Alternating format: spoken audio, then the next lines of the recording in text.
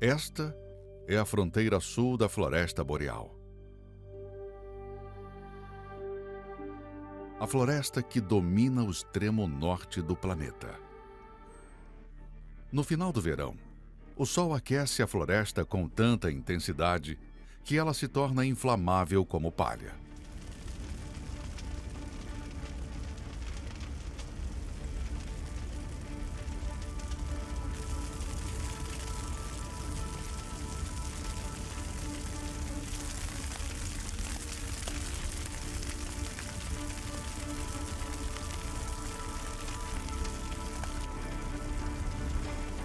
Ventos fortes dispersam as chamas e as temperaturas chegam a 700 graus Celsius.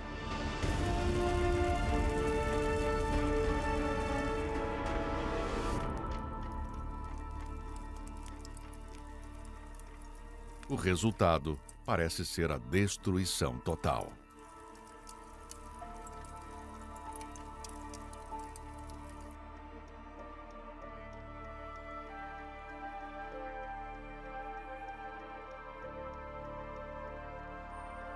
O vento que varre o chão recém-exposto da floresta gera redemoinhos de cinzas. O solo parece não abrigar nenhuma vida. Mas a floresta está longe de estar morta.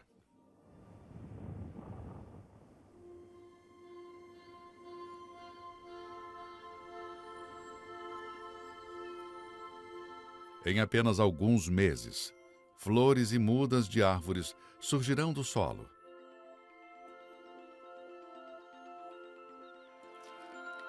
Na verdade, muitas não teriam germinado se não tivessem recebido o batismo de fogo.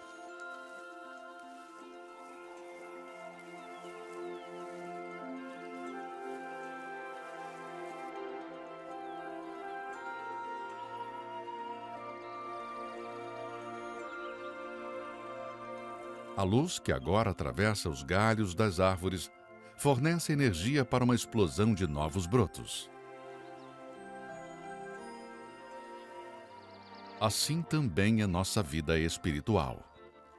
Após o batismo com o Espírito Santo, todos passamos pelo batismo de fogo. Perseguições, tentações, perdas e injustiças que sofremos por causa da fé. Situações que nos testam ao limite. Quem resiste a essas chamas, confiando na aliança que fez com o Altíssimo, vê brotar em si muito mais força e vida conforme estreita seu relacionamento com Deus. Permaneça firme em sua jornada para reverdecer e se tornar melhor e mais forte do que antes do fogo começar.